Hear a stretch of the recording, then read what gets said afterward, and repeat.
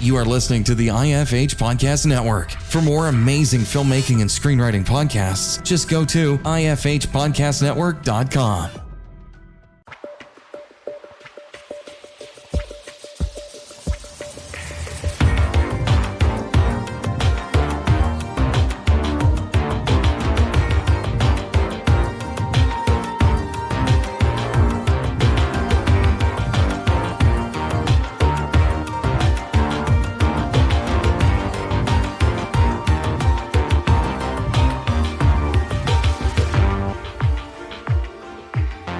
Hey everybody, welcome back to the show. We've got another great one for you this week. Right now, as I record this, October has just started. But as you're listening to this, October is almost done, which is just a testament to how far in advance that I've talked to all these great people, and it's been kind of a fun surprise that so many people just have so many great films and shows and all sorts of great stuff coming out. So I think it's a great sign. So I've got a really interesting documentary to talk about today, American Clown, which if you listen to the podcast, we've had people who have done clowning in the past. And in fact, one of our first ever guests, Raymond Carr, his parents were both clowns growing up. So he grew up just with clown parents. You know, a lot of us think our parents are clowns, but his were literally clowns. And it's a very interesting world that I don't think a lot of people think about and they don't give enough credit to. So we've got Gilly here to talk about the film. How are you doing? Good. Thanks for having me, Chuck. I appreciate it. Yeah. Thanks for coming. Again, I think this is a really interesting subject matter. Just it's maybe when we were kids, I feel like when I was a kid in the 80s, you know, you go to the circus and there's clowns and stuff, and it was just a thing. It feels like it's maybe gone away, or it's just been incorporated into different aspects of life. I'm not sure, but I feel like that's probably what the film's all about. Yeah, a little bit. I mean, it's definitely the visibility has decreased for clowns, I think, compared to when we were kids, you know, in the 80s and the 90s. And, so, yeah, it kind of broaches on that kind of what our sort of future obstacles are. And then, you know, in something that we see more now than we probably did before, just because of its commercial success, is like the horror clown. And so we're just, you know, the part of that, and I'm by no means trying to axe the horror clown. But it does add its own set of challenges to what the clown's primary business is, whether it's children's parties or, you know, corporate functions or whatever. You know, I feel like society's I don't know, taste for it have changed maybe. Yeah. Well, before we really dive into the film, I like to ask what's something that you've been watching lately, or maybe listening to, or I don't know, a podcast or maybe a show, something, music that you're really into that you feel like the world should know about? Oh, wow. What's the good music that let's see. Well, two things. I got the new Jeff Tweedy album, and there's just something about Jeff Tweedy and kind of what he does and what he's done with Wilco, and then what he does kind of on his own, that I just think is so, you know, the only way to really when I was younger and I listened to the Grateful Dead, this will age me. It always put me kind of just in a very mellow mood. And I got to them, you know, much later in the 90s and stuff, but there's just something so like easygoing and therapeutic about it that it felt like, you know, like my own version of classical music a little bit. And Jeff Tweedy, just the sound of his voice and kind of what he exposes and his instrumentation, it just kind of gives me that same sort of very relaxed feel. You know, so I love it. I'm a fan of his. And then in secondary, Noah Hawley, on the sort of video TV front, who did Fargo, and he's done a bunch of stuff, but he's done like 4 or 5 seasons of Fargo for TV.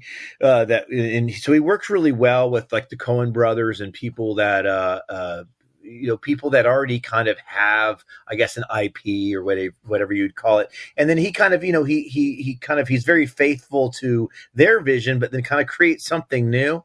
Mm-hmm. Anyway, he's done that now with Alien Earth and Ridley Scott. And, I'm such a fan of Alien and Aliens and all that movie and that franchise. So that was, I even like Alien 3 a lot.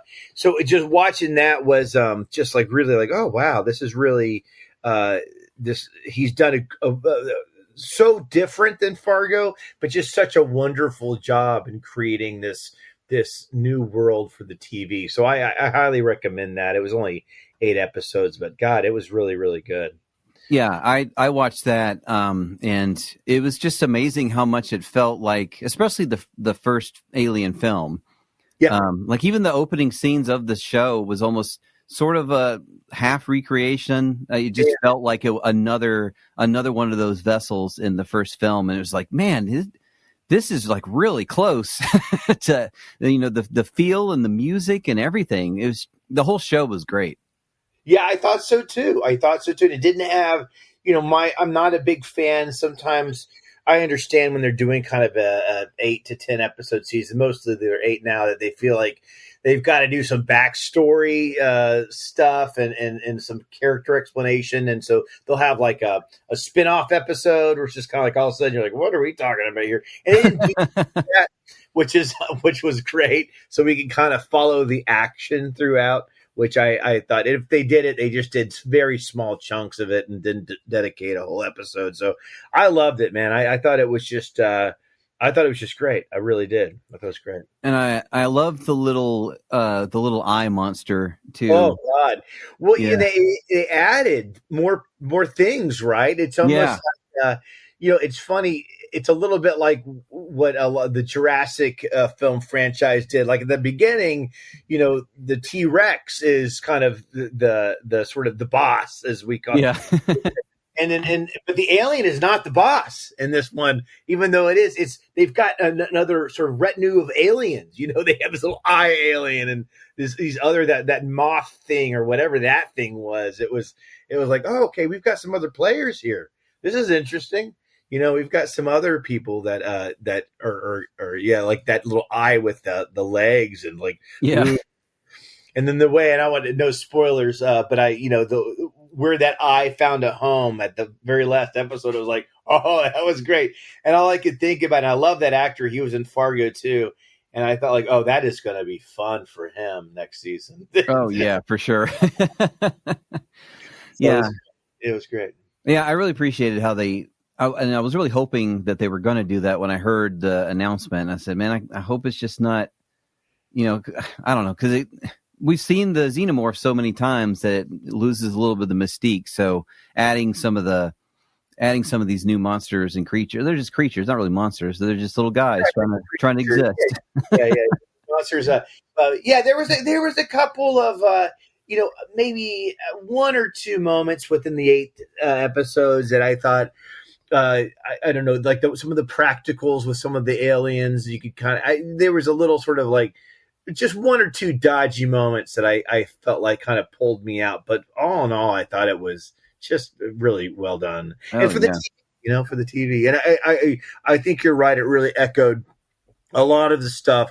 I mean, of course, they had the alien busting out of the stomach. Like it just echoes a lot of the stuff that we know is true to the franchise. Yeah. Everybody definitely go check that out if you're remotely interested in that world. It's very good. Yeah, do it while you're listening to Jeff Tweedy. Yeah, there you go. Takes the edge off a little bit. Getting into the documentary.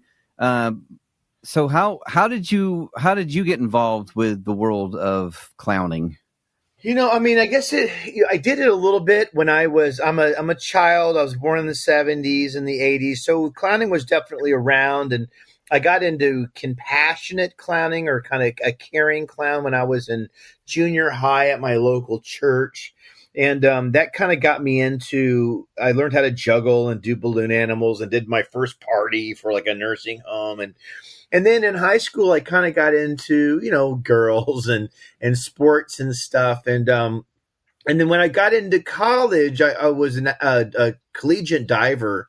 And I kind of just had a moment of crisis as a collegiate diver where I just felt like I wasn't with my group of people. I was springboard diving, but I was with a lot of swimmers, and they were just a little more jocular than I think I felt at the time. And so I got into some acting classes, and because of those acting classes and because of my physical sort of, that's what I could bring to a lot of my roles, I got really into Shakespeare and servants in Shakespeare and all that sort of stuff. And that led, when I moved out to LA and I was doing a lot of summer stock, I was like, oh, what am I going to do for a job?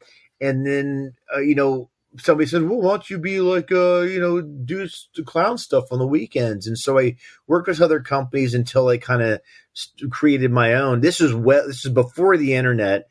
And I was a company called a Clown for Hire. And nice. then one day there was a database that was my I was always looking for names, and one of them, that domain was taken, Clowns for Hire, and there was like a database of other clowns there. I was like, oh shoot, well that's not good. And so I called that database and said, how am I on your database? It was kind of like almost like a, because before it was the Yellow Pages. People, probably your listeners don't know. It had to be like a Clown for Hire or whatever. That's how you were logged. So you'd have a telephone number there and people could call you. Well, then the internet, everything kind of changed. And anyway, when I called that database, he told me, well, where do you live? And I was like, LA. He's like, well, yeah, so you're not going to do, and he had some sort of understanding of the general area. He's like, you're not going to go do parties in Orange County, are you? And I was like, well, no, probably not. I was like, why don't you be like Los Angeles Clown or something? Then, then our names wouldn't sort of like coincide. And I looked it up, and Los Angeles Clown was not taken. So that was 2003. About 2003. So that really just kind of started off, really my professional aspirations or career in kind of doing kids parties and stuff. And I did that I still do it. So that started it. But then in 2007, I got a call from a sort of an unlisted number, but it was like a sort of Santa Monica number looking for a clown, and it was going to give you benefits like health and, which is unheard of as a clown, because usually it's like gig employment before, everyone's on gig employment. This was the OG gig employment. And that was awesome. I got the call, and then at first they wanted a bilingual clown, and I was like, well, I don't speak enough Spanish to do that, and then about a year later they called, they said, okay, we're opening it up. We need some Spanish, some, English speaking clowns too. And my buddy Laughing Pants, who was also in the program, entered that when I did. He got in as well. And no, we didn't know what it was. But then after kind of talking to him a little bit, we kind of deduced like, okay, I think they want us to be an assistant to Ronald McDonald. I did not know this at the time, but there had been a field Ronald McDonald program for a good 30 years, starting in the 70s, of having Ronalds go to stores and or Ronald McDonald's singularly going to a store and doing a show and stuff. But there were several people that worked with Ronald. Depending on the state that you lived in, there could be one or two, or if you were lucky enough to be in California, there might be 5 or 6, But we had 4 in the Southern California area, 4 full-timers and 2 others. And, you probably did a 200-mile radius. I mean, there's a lot of McDonald's here. Oh, wow, yeah. And it was kind of the start. I mean, it in itself is a whole nother documentary. But that was the start of my experience in the field Ronald McDonald program. So I'm saying all this backstory because in 2017, when we started the documentary, the field program, we had just gotten news the field program was closing. And then Ringling Brothers was closing their doors. Mm-hmm. And Big Apple Circus had just closed their doors. And it just felt like, whoa, what is happening here? It just feels like and at that same time, there was this big, it was coming out, and there was this sort of a resurgence of the horror clown. And and there was clown scares in Southern California and all this sort of madness. And I just felt like, I have no idea what's going on. And it was on, and then politically in the background, we have, a reality star turned president coming. So it really was this confluence of weird events that just didn't quite make sense to anyone. And we decided, well, we should document this program ending. Oh, yeah. It's only happening in real time, and then after it happens, it's done. And that was kind of the beginning of the doc, and that was what started the documentary. Was kind of the sort of the dissolution of the Ronald program, and kind of in all of these programs, I talked to other Ringling Clowns about the circus closing and that sort of stuff, because I was really trying to get an idea of what should we expect next, because we were in uncharted territory, Yeah, the Ronald McDonald thing is really interesting, and that goes back to the thing that when I was a kid, he was just in the commercials. He was at the store. You could go. They had statues of him. You can you take pictures and stuff, like the play place. And now every McDonald's is like the same gray slab of like boring, and there's nothing. Not only has Ronald McDonald been siphoned out, the fun of the place has been siphoned out. It's just I don't know. It's crazy. It's a different world almost. Yeah, that's not. If anyone has been to a McDonald's recently, I mean, everything is done. It's very transactional. That sort of community hub, sort of that maybe they used to want. That maybe Starbucks has taken over. I don't know. It has become it's just non-existent. So the McDonald's that Ronald used to be in, and the owner operators, because Ronald was never financed through corporate McDonald's. It was always financed through owner operators that kind of with the appearances and with Ronald and stuff. So that would kind of come from them. That's where all that money would come from. Them. McDonald's was happy to have them as their ambassador until they weren't, and then that happened. So and there was a lot of good that Ronald did with the Ronald McDonald House. And then just with school shows, there was like probably 4 to 6 different school shows that Ronald would travel with. And for, a lot of these people in Southern California, especially kind of in the farming communities, Ronald McDonald doing a show at their school was the first time they had seen any theatrical performance at all in their life, So that was the first sort of, it was the first of many, and he was a recognizable icon. I mean, for quite a long time. I mean, even to this day, most people know who Ronald McDonald is. I think there was he was in the top 5 for a long time next to Santa. When he was like, oh, that's Ronald McDonald. But yeah, something shifted, and I think when Steve Easterbrook came in and he was the CEO for a while in the aughts for McDonald's before he was ousted for having some sort of sordid affair. His mission was to kill the clown. I think he really wanted to get rid of Ronald, and I imagine there was not much upsides to having him. Yeah.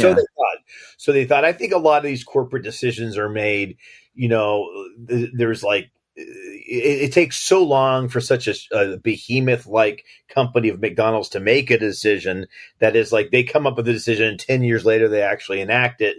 But by that time the public feels differently about it, Yeah. Maybe he was scared of clowns, like you were saying, the whole horror thing. And he's just like, hey, we got to get these clowns out of here. They're going to eat some children or something. I think, it really, there was in the 50s and the 60s and the 70s and the 80s and all that, there was a real corporate appeal for a lot of the embracing of a clown. I mean, this was something that I think was tried and true in the 30s and the 40s and the 50s. And so corporate, I guess they embraced this until it became something that wasn't wholesome and awesome. And that probably, at least to them, that happened in really John Wayne Gacy didn't help it, but then in the 80s and the 90s with it, that really started, I think, a sort of a new a new sort of arch villain, and that was this sort of horror clown. And I think that really became a liability for a lot of these organizations. And then you have also probably a more lucrative tie-in for a lot of these companies with Disney and or Pixar, whatever. You've got this sort of like, we have other people that we can sell along with your Happy Meals and stuff that don't have the baggage that a clown has. So I think we took that avenue. Interesting. Well, yeah. So it's definitely, again, I think it's such a great subject because, I mean, you think of clowns of a certain thing. They're like, oh, person dresses up, whatever. But it's an art, and it's an art form. Like it's also involves movement and that kind of thing. And your cast list here that you've got for the film. I mean, John C. Reilly and David Arquette, Steve-O, which that surprised me. That's interesting. Like there's a lot of people who use the art form in acting in other ways. I think it's very interesting. Well, I think Steve-O was actually, I had auditioned for Clown College in 97. I did not follow through with the application, and I went to his audition, but I fell short of probably any hope of actually getting into Clown College. And that was my own doing. At the time, I didn't see it that way. I just assumed that like he saw me, he should want me. But talking to other clowns, like everyone did the application. It was like it took 2 weeks for all these people to do it. And they spent, blood, sweat, and tears on it. And I just didn't even fill it out. So that's on me. But a lot of these guys got in, and it was the last year that Clown College would be around. And that was in 1997. And that was the year that they ended. And I just happened to have auditioned that year, not gotten in. And, but everyone else, that I've become friends with did. And so Steve-O was one of those people. Steve-O's an interesting one. I definitely wanted to have him in the doc. And a friend of mine was very close to him. And, cause I think Jackass in a lot of ways, which he famously went on to do, is kind of another pillar in this sort of clown lineage for American clown and for just being a clown in America. Because I think it borrows a lot from, instead of it's Daredevil stuff what they're doing, and it's insane and kind of stupid. It's like a reality based Three Stooges, like yeah, doing that stuff. I think it really was. He was one of the first big interviews that we got, and to me, it was he was essential. And he is hands down a wonderful, wonderful guy, and very professional and super sweet to have even joined in everything when you really didn't have any other names attached. And it was just he kind of kicked it off because he was just a super valuable resource, and I think he's almost helped the trajectory of what the clown is in America right now by his sort of efforts. Yeah, it's very cool. Yeah, so as someone who's made a docu-series, not a full documentary, but we made docu-series. Well, I know how much filming you do, and how much winds up on the cutting room floor. So were there any big people or maybe some big moments or something that you had to cut out that you really hated to cut out? Yeah, I mean, I don't know how much. Yeah, there was some big things. We had two different editors. The first editor had some great stuff in there, but Ramon Fernandez, and he had a great clip of basically of Jackass and the way that kind of introed Steve-O and stuff. And, I definitely kind of missed that. And that doesn't really work the way that it did in this new cut. But all in all, I was so pleased to have as many good moments as we had, and that it kind of all went together. And that honestly is the magic of Casey Pinkston, who kind of came on as our second editor and who we've kind of elevated to co-director, just because he made magic out of the footage that we had, and to me, a first time director, I just felt like that's oh my god, an editor is everything, everything. Yeah, for sure.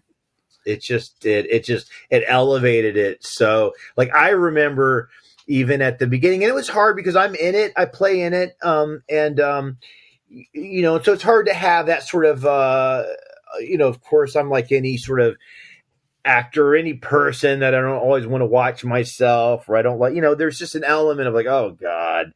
And I didn't want it to be about me, but at the beginning and it really, it was just me. I mean, it's my passion project. I financed it. It's like, I'm the only one standing and I'm the only one that knows the story. And so it kind of felt like I needed to play a part at the beginning until I can kind of like start the conversation, so to speak, before others can kind of pick up on it.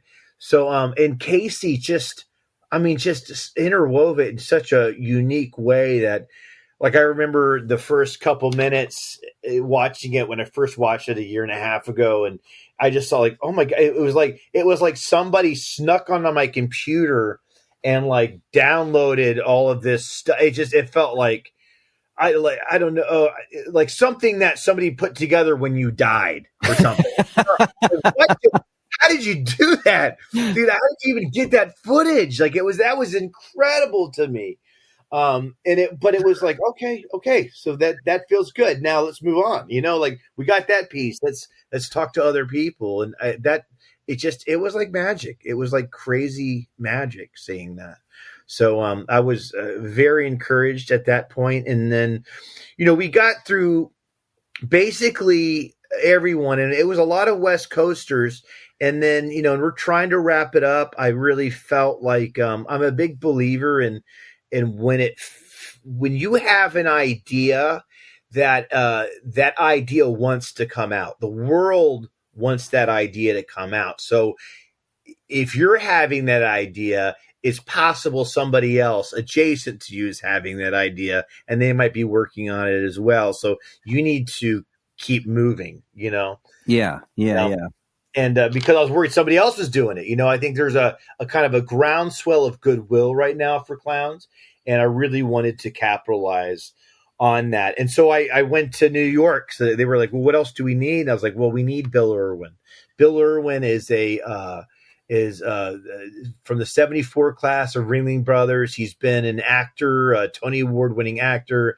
He's just a master clown, worked with the Pickle Family Circus and with Mr. Noodle on Sesame Street. I mean, most people have seen him all of their lives, but to me was just that he was it. He was the man. And so I cannot do this documentary without him. I just can't. It doesn't feel complete, like it just, it's like doing a Freddy Krueger documentary without Robert Englund or something. Like you just can't do it. I can't do it without him.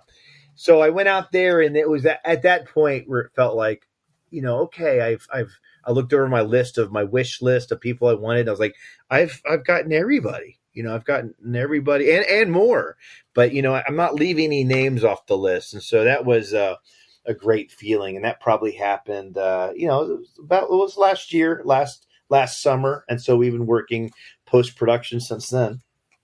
I imagine it helps too that, filmmaking is a pretty small bubble. It seems huge, but you run into so many of the same people, even if you live in different cities or whatever.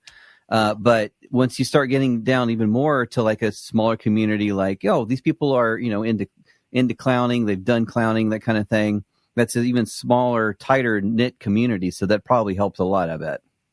Well, I think, usually you'd probably need to, have one or two middlemen to get you to somebody. But typically I would just know, if I didn't know the person, I knew someone who did know them. Right. Right. Yeah. And so, that was nice that kind of felt a little bit like achievable, a lot of that. I mean, David Arquette, I had done a movie with him. So, a lot of this, and as you probably know too, Chuck, when you're doing a documentary, you're not paying anybody, Right. Yeah. And so getting someone to sit down with you, you really have to kind of, and for anyone out there that wants to do a documentary, you really have to kind of, your passion has to ignite them. And you have to sell them, because they're giving you their free time and they're, and and their persona and their words on it and all that sort of stuff. So I think you're really lucky when it works out and you can kind of get them to agree to sit down with you, because you don't have a lot going for you other than, hey, will you do this? Yeah. So that was great, and I was lucky that all these people, John C. Riley, I have known for years, and I did his kids' parties when they were kids, little, nice. So, and then David Howard Thornton, who plays Art the Clown, I did not know, but I know now. And, I really wanted to, even though this is, we talk a little bit, the elephant in the room is the horror clown. I really thought it was important that we talk to a horror clown and find out, what their thinking on this was and how they felt about it. And it was, and the same thing, we have a rodeo clown that, in a lot of ways, as different as we seem, there's a very similar common thread that runs through all of us. And so that was kind of very interesting to unveil kind of throughout the documentary. To me, as someone who has no grace or any of this kind of thing, it almost seems like it's the same kind of, takes the same kind of talent as like a ballerina or something, because you just have to know how your body looks at all times. And, I'm thinking of even actually Art in Terrifier. I'm a huge horror guy, not a huge fan of those movies, but of him, like just watching him be when the silly parts where he's like, haha, I'm a funny clown. It's just, he knows how to hit those poses and stuff. And it's like, man, that's got to take so much practice and just work of years and years of knowing exactly what your body looks like at all times. I don't know. It's interesting to me. No, I think you're right. In repetition, Yeah. And knowing how to goad for that laugh and knowing where to put it and when to do it, and his is especially challenging because it's like, it's followed by such horrific stuff. Right. I think, having that skill, anyone that is really good at something, it's like I think about Jimi Hendrix and like, he obviously God-given talent, but that to me, it almost, it feels like you cheapen that he didn't put down a guitar ever, Right. like people like that, just, they don't stop. They're like, Billy Strings, he didn't ever put down a guitar. They don't put down their instrument. Their hands are probably bleeding and red. And so I think it takes, maybe not that complete devotion, but something towards it to achieve any of these things. For juggling, for a person to learn juggling, there is kind of a curve, but it's probably about 3 to 5 hours of just like complete miserable. I keep dropping this. I suck. I'm never going to get it. Before something just like, boom, I got it. Oh, I got it again, and then, and that's the wall for a lot of us, like for me, like I'm not very good at 4. And so I it's that same sort of like, I just keep hitting that wall. Like, God, my left hand sucks. I can't do this. But for people that are that much better, they've just worked through that. There was a time that happened to them too. They just kept working through it, Yeah. So I think, to say that, like, well, he was just like he was talented, but he was consumed. He had probably had to, these people are consumed with that. So what I'm trying to say is, when you say, oh, they're good movers and all that stuff, you're right. But like, they over practice, most of them, like they just learn to, like, that's their fuel. They don't want to stop doing it. It makes them happy, sort of thing. Yeah, it's really any art form. It's just the people that keep going and keep going. And I don't think a lot of people want to hear that it's just, you just keep going and you don't put down that guitar, like you said. You just keep going. And then one day you're a master and people are like, oh, you make it look so easy. Yeah, sure. Thanks. You weren't there in my room where I was crying and all those times and everything, but cool. Right. And I had 0 friends. I never went out, and I never, I think Scott Bair says that. Like, dude, I didn't leave my bedroom for like 4 years when I was a teenager. Yeah. It is an extreme dedication. And I think there's a lot of us that just aren't either built for that or that wants it to happen quicker, and that we get frustrated because it doesn't, because we see, these immediate successes online or on Instagram or whatever else. And we think, well, it should just be that quick. Like, no, it's not, man. It's not. In fact, I would say that things that we are primarily better than average at, typically we probably started off worse than average. That's what is driving us to be better at it. It's because we're like, God, I really suck at this. And you're like, I can't suck this bad. I gotta be better. And this is like worse than the average person. And then you get a little bit better at it. You're like, Jesus, this is good. I kind of enjoy doing this. Yeah. I think, and there's one of the guys we have in here, Adam Kukler. I was lucky to stay in the Bindlestiff Circus location for a couple weeks while we were doing a show, and he was staying in that same place. And this was in Brooklyn and New York City. And I watched him. He's a tremendous. I don't know about cigar box jugglers and how many, or like just that he's the best one I know, the best one I've ever seen. And he might downplay it. But anyway, so I would watch him do cigar boxes and do some crazy routines. And then when he would drop or get frustrated, he'd put him down.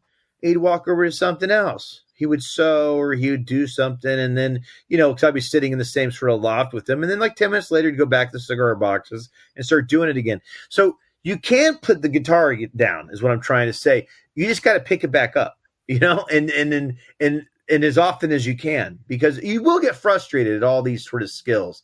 And that's really a big part of doing the doc and trying to educate as much as I could about the clowns that I know and revere, is that they all have skills. All of them have skills. But, when you're frustrated at like improving your skills, set it down, move to something else, but then pick it back up. When you start to that anger starts to subside, because it's the repetition that makes it, you play little games with yourself. Like, okay, I'm doing this hat trick. I'm gonna hit 3 of these and I'm done. I'm like, you hit 2 and you miss that third. Like, damn it. Okay, I'm gonna hit 3 consecutively. Then I'm done. Like whatever that thing is that you do, because that's where it pays off. Mm-hmm. So there's a lot of actors that listen to the show. Tell them why maybe they don't have to go to clown college, but maybe why, because you're an actor as well. Yeah. So, like what do you take from the world of clowning that you take into maybe a role that's not necessarily a clown role? Like what are some of the lessons from that you've taken into the acting world? Well, I mean, actors and clowns are definitely different. There is no doubt about it. You could tell. I've said this before, but if you tell an actor to find your mark, an actor can do that. If you tell a clown go and stand on that line, that's going to be a direct assault on that clown's intelligence. He's like, he can do anything but stand on that line, or he'll straddle it, he'll sit on it, he'll do whatever. So it does help to be an actor, because you can take direction. And if you're in a true clown form, you're not always going to take that direction. You're going to take it and you're going to flip it on its side or whatever. I've always been attracted to the fact that we as human beings are not especially that not our everyday decisions and things that we try to do better aren't really that cathartic, right? Like that from A to B, in the old Lazzi's and Zanni's and the Commedia of in Italy way back when, they had characters like Arlecchino and Pantalone and all these characters. And Arlecchino, I'll give you an example, he would be given a letter by Pantalone to give to somebody else. Pantalone is like the Mr. Burns or the old man, that's big nose, but wants to have sex even though his genitalia is flaccid or whatever. So that's the idea of the Pantalone. Super rich, but whatever. It has And so he tells Arlecchino, go bring this letter to, to my mistress, and Arlecchino does it. On the way there, he's starving because he's just so hungry. He eats the letter, and then when he gets there, she's like, well, what's the letter? And he's like, it's the letter is basically saying, and he has to improv about like what he thinks the letter might or might not have said. And to me, that's like such a comedic sort of a Lotzi. I love that. I love that, and I think in life, a lot of us are like that. I mean, that we're told one thing, please don't do that. And then the reality is even that is too insurmountable for us, like, the only thing I ask when I leave the house is, the mother tells the kids is that, you don't turn on the TV or whatever. And then the kids do turn on the TV and the TV breaks and whatever else. No lessons learned from there. And I think that to me is not only is it comedy, it's just, it's so real, right? I mean, that is life.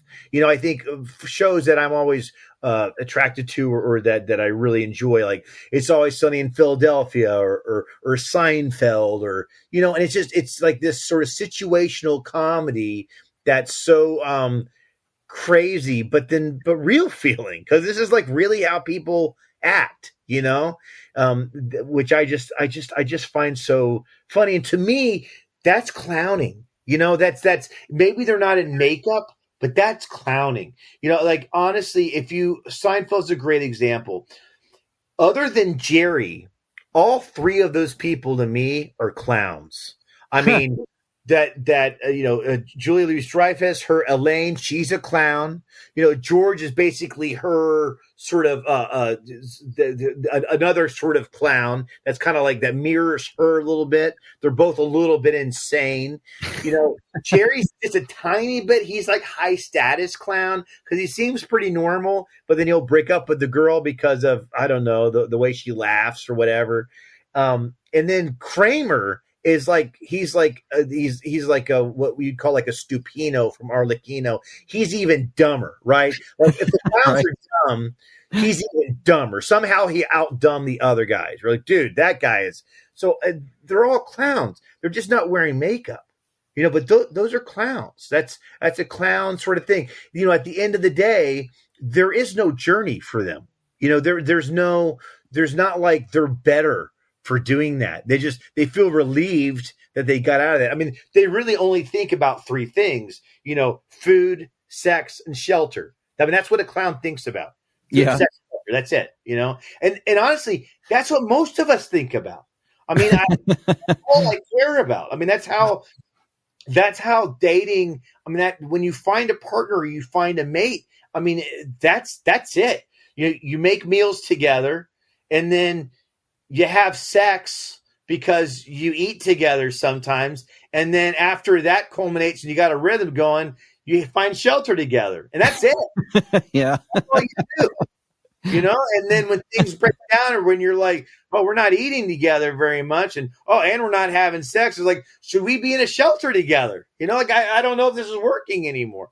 So I think there's a lot of that stuff that I think is just, we're clowns by nature. We've had to, and that's why kids are clowns by nature. Mm-hmm. They're perfect little clowns. What we do is we grow out of our clown, or we let society tell us not to be clowns because that's embarrassing, or that doesn't look good, or whatever. But we start off naturally as clowns. That's great. I guess the kids don't think about sex that much, but right. Sorry, without minus that.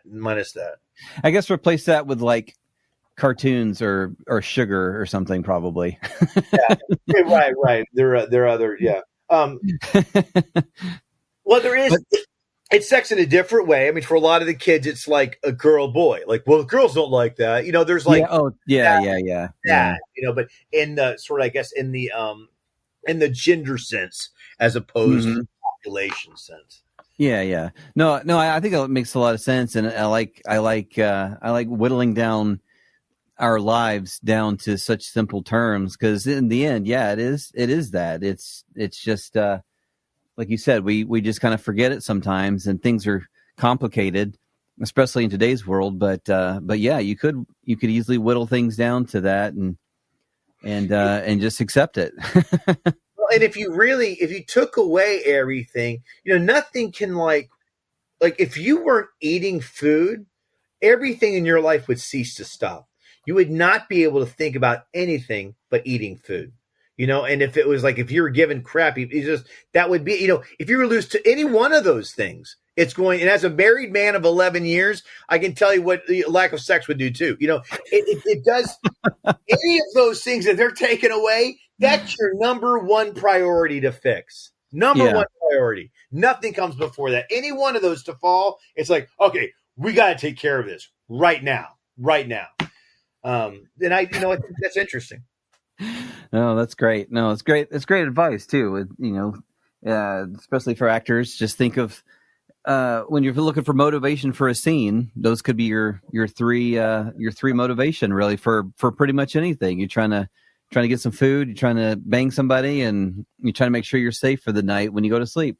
That's basically it. I do kids classes sometimes, and I'll do juggling for them. I would never, if you had told me, not that I would have cared or that I thought it would be anything, but that the skills I learned in the 7th grade of making balloons, juggling would, over the next 40 years, make me over $1 million. Just those two simple skills, I would have been like, whatever it is. Okay, sure, thank you.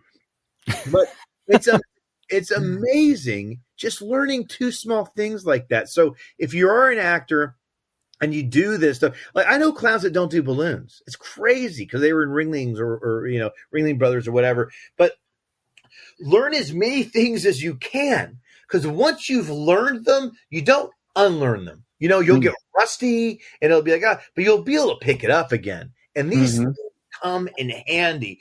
Do it when you're bored, when you have nothing to do, because eventually, you won't be bored. And if you have 2 kids like me and a wife and you're trying to make money, like I would love to be bored. I would love to be like, I'm so bored. I have nothing to do. My kids say it all the time, but like, I don't have the time to be bored. Right. So learn it while you have the time, because you're going to find in life that you won't have the time that you have. That's very true. It's great advice. So as we kind of wrap up, tell everybody where we can find information on the film. Yeah, so it is for release and for sale. This will probably be out after the fact, but it's on October 7th. It's available for pre-sale right now on Apple TV. It'll be for I think it's Apple TV right now is pre-sale like $7.99 or something. So it's very affordable to own, and I'm sure it'll be affordable to rent as well. It'll also start streaming in the new year, and Amazon is one of the places that'll stream, as well as probably others. So I know it'll be on Amazon. I know you can get on Amazon Prime now, as well as Apple TV and Fandango and YouTube. And there's probably Vimeo has it as well. So please check it out.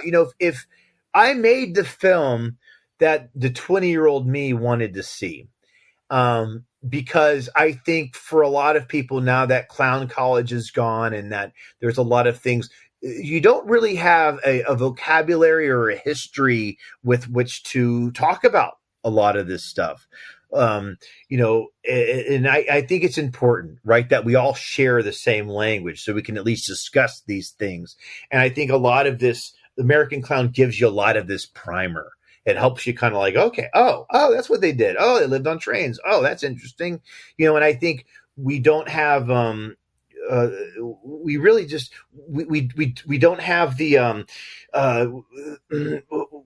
we don't have the platform to really explain it to the next generation. So part of this movie is trying to put my clown shoe forward to try to talk to the next generation about the way that we've been doing things and how, and letting them know that this is in your hands now, that take us to the next millennium.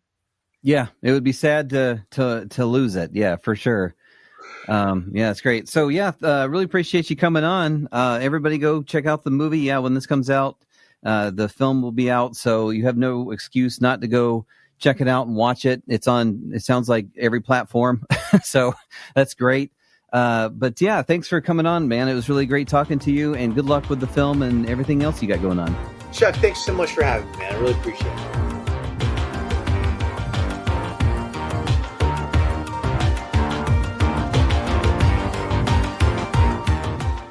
Thanks for listening to Atlanta Film Chat.